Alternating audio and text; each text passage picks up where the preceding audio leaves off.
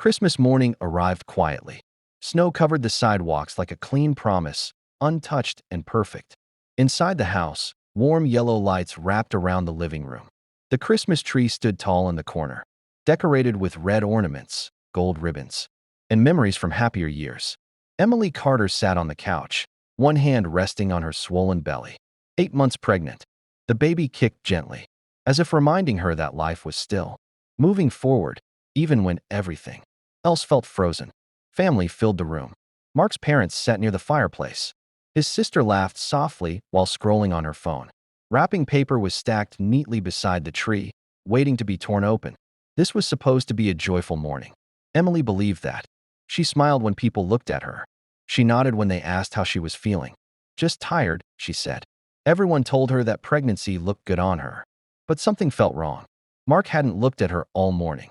He stood near the window, arms crossed, staring outside at the snow like he was waiting for something or someone to disappear. Emily noticed it. She always noticed everything. For weeks, Mark had grown distant. Late nights, short replies, no warmth in his touch. She told herself it was stress. A baby changes everything, people said. She wanted to believe that. All right, Mark's mother clapped her hands. Let's start with gifts. One by one, boxes were passed around. Laughter filled the room. Someone hugged someone else. A child cried with happiness over a toy. Then Mark cleared his throat. The sound was sharp, unnatural. Emily, he said. Everyone turned toward them. Emily looked up, surprised. Her heart beat a little faster. Mark was holding something, but it wasn't wrapped. No ribbon, no bow, just a plain white envelope. This one's for you, he said. The room went quiet. Emily forced a smile and reached for it. Her fingers trembled as she opened the envelope slowly, careful not to tear it. At first, the words didn't make sense. Legal language, signatures, dates. Then her eyes landed on the title. Divorce petition. The air left her lungs. Her smile collapsed instantly. She read it again and again, hoping her eyes were lying. They weren't. Someone gasped. Mark's sister looked away. His mother stood up, confused. What is this? She asked. Emily felt heat rush to her face. Her ears rang. The baby kicked hard this time, almost painfully. She looked up at Mark. Is this a joke? She whispered. Mark didn't sit down. He didn't apologize. I didn't want to wait, he said flatly. It's better this way. The room felt too small, too bright. I'm 8 months pregnant, Emily said, her voice breaking. On Christmas. Mark exhaled slowly, like he had rehearsed this moment. I don't want this life anymore, he said. The baby doesn't change anything. Silence. No one moved. Emily stood up carefully, holding the couch for support. Tears streamed down her face, but she didn't wipe them away. She didn't scream. She didn't beg. She looked at everyone in the room. At the tree. At the gifts. At the man she married. And then she did something no one expected. She folded the divorce papers neatly. Once. Twice. And said one word. Okay. Mark blinked. What? Okay, she repeated calmly. If that's what you. 8 months pregnant meant every movement mattered. Emily felt it in her back when she stood too long. In her ribs when the baby kicked too hard. In her heart when fear arrived uninvited. Late at night, when the house was silent. People saw her belly and smiled. They didn't see the bruises on her sleep. They didn't hear the arguments that stopped just before screaming. They didn't notice how Mark's voice changed when no one else was around. Relax, he used to say. You're too sensitive. Emily learned to stay quiet. At night, she lay awake, one hand on her stomach, counting breaths. The baby moved often, almost urgently, like it was aware something wasn't right. She whispered promises into the darkness. I'll protect you, she said softly, even when she wasn't sure how. Mark came home later and later. His phone never left his hand. When it buzzed, he stepped into another room. When Emily asked who it was, he answered without looking at her. Work.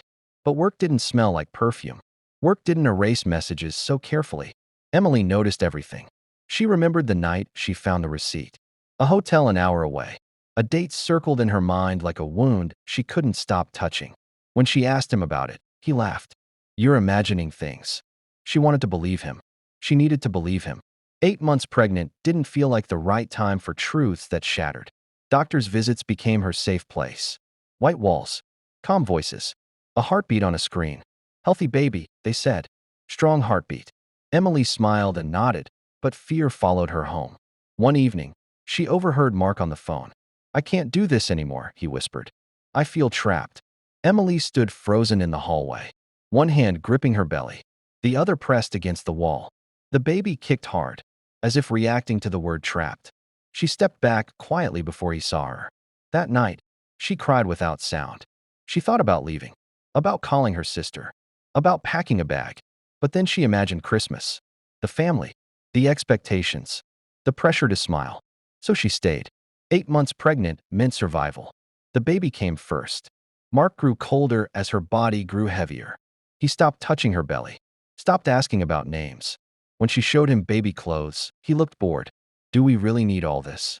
he said once. Emily folded the clothes carefully and said nothing. She started keeping records. Text messages he didn't know she saw. Dates that didn't match his stories. Emails sent late at night. Not because she planned revenge, because something inside her whispered, "Be ready." Christmas approached like a deadline. Mark's family planned everything: dinners, photos, traditions. Emily was praised for holding it together so well. If only they knew.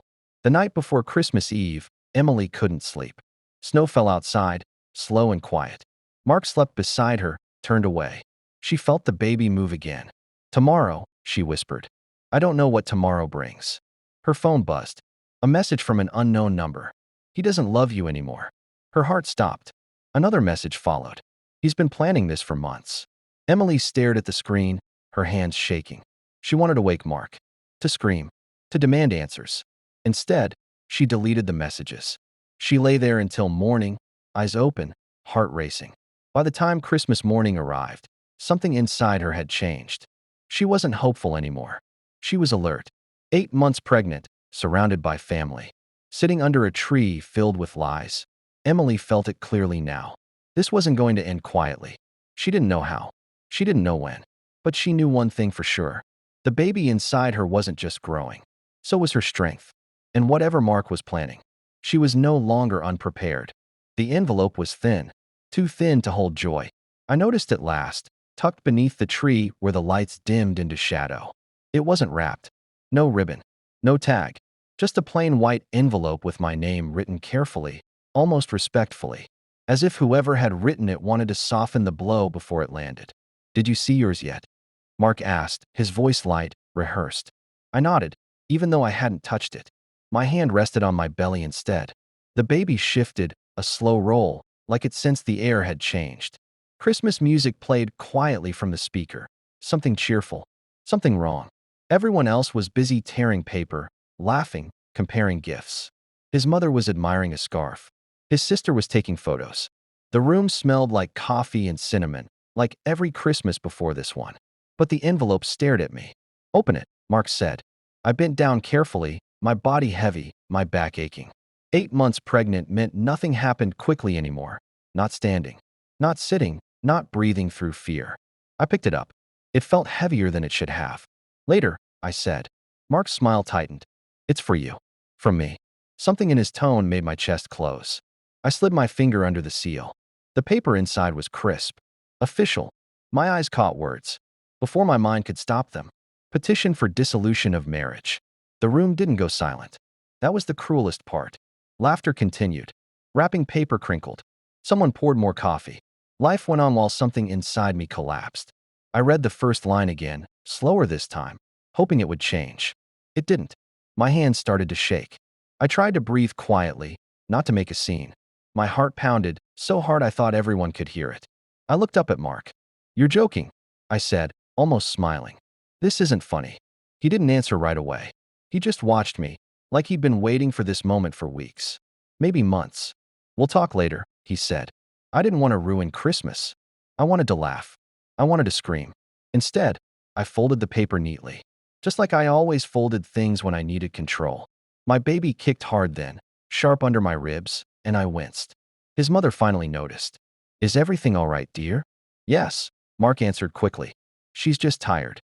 Tired. That was the word he used whenever I cried. Whenever I asked questions. Whenever I needed him to stop yelling, stop disappearing, stop turning cold and distant, and then blaming me for feeling it. I excused myself and walked to the bathroom, locking the door behind me.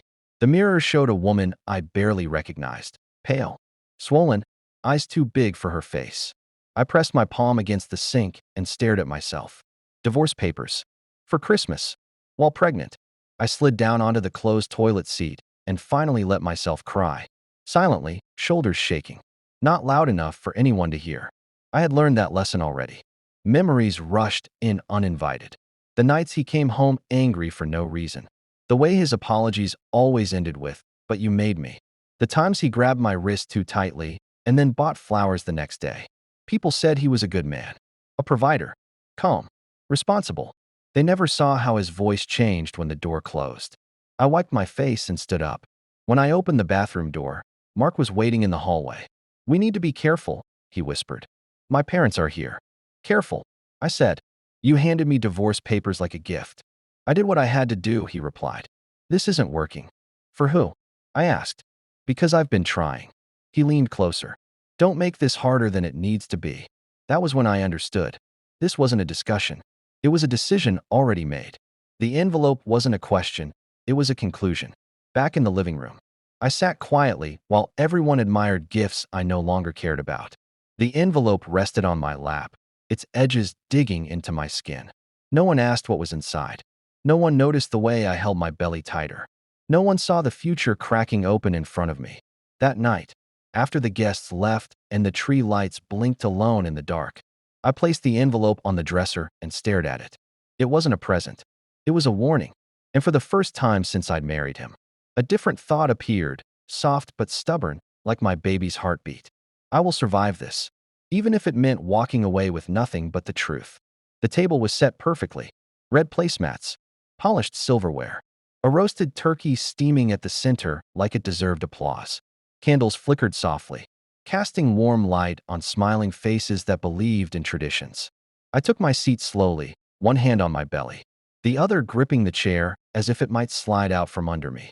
The baby shifted again, restless, unaware of how quiet the world had become for me. "Everyone ready?" Mark's father said cheerfully. "Yes," his sister replied, already lifting her phone for a picture. I forced a smile and looked down at my plate. My appetite had disappeared somewhere between the envelope and the hallway. Still, I folded my napkin carefully, the way I always did when I needed to pretend everything was normal. Mark sat beside me, close enough that his knee brushed mine. He didn't look at me. His focus was on carving the turkey, steady hands, calm face.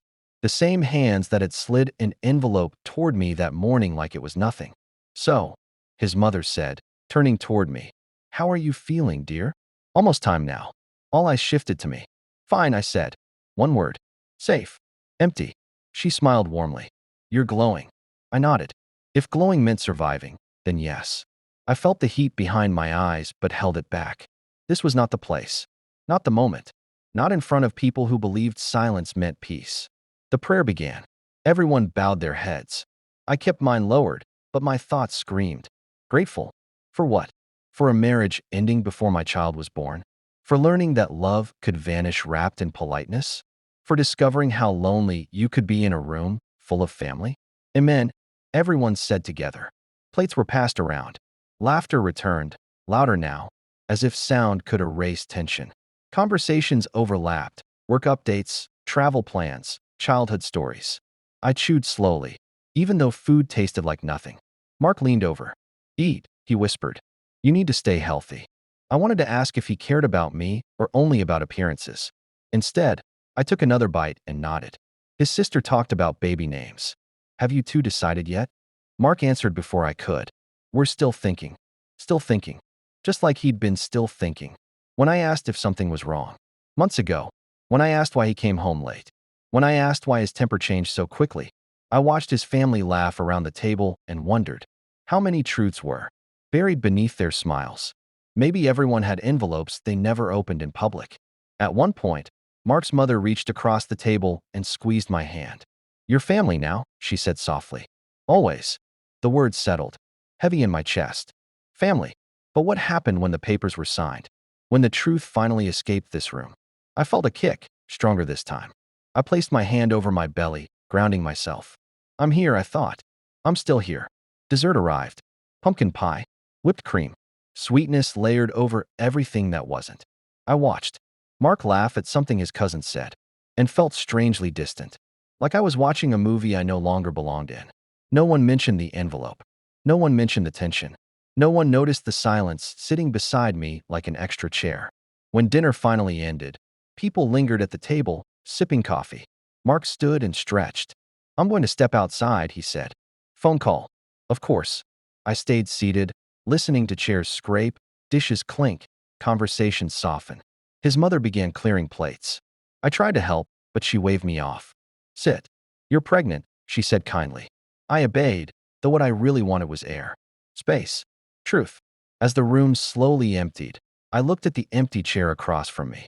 The candle there flickered, then went out. That was when I understood something important.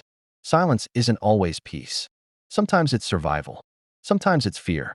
And sometimes, it's the moment before a woman decides she won't disappear quietly. I stood up carefully, pushing my chair back. My body was tired, but my mind felt clear for the first time all day. This table would remember laughter. The photos would show smiles. But I would remember the quiet. And one day, I would break it. The snow started falling just after midnight. Soft at first. Quiet. The kind of snow that looks harmless. Almost beautiful, as it drifts down and covers everything it touches. I stood by the bedroom window, watching it settle on the driveway, the trees, the life I was about to leave behind. The house was silent now. Too silent. Mark had fallen asleep on the couch. The television still on, light flickering across his face. He hadn't asked where I was when I went upstairs. He hadn't said goodnight. Maybe he thought everything was already finished. I moved slowly, carefully. 8 months pregnant meant every step required thought. I packed only what I could carry: my ID. A few clothes, prenatal records. The ultrasound photo I kept hidden in a book. I paused when I reached the drawer with the wedding ring. For a long moment, I stared at it. Then I closed the drawer. The cold hit my face the moment I opened the front door. Snow crunched softly beneath my boots as I stepped outside. The air burned my lungs, sharp and clean, like it was daring me to stay awake. I pulled my coat tighter around my belly. "I've got you," I whispered. The street was empty. No cars. No voices. Just falling snow and the sound of my own breathing. Every house looked peaceful, warm lights glowing behind curtains. Families asleep. Safe. Whole. I wondered how many of them were pretending too. With each step, memories followed me. Christmas mornings before things changed. The early days when Mark used to hold my hand in public. The promises he made when we found out I was pregnant. "We'll be okay. I'll take care of you. We're a family." The snow swallowed my footprints behind me, erasing proof that I'd ever stood there at all. Something about that felt right. My phone buzzed in my pocket. A message from Mark. "Where are you?" I didn't stop walking. Another buzz. "Don't do this." As if this hadn't already been done to me. Tears blurred my vision, freezing on my lashes. I slowed down, one hand pressed to my back. The other steadying my belly as a strong kick reminded me why I was moving forward. Fear walked beside me, matching my pace. What if I slipped? What if something happened? What if I was making the wrong choice? Then another thought rose, clearer than the rest. What if I stayed?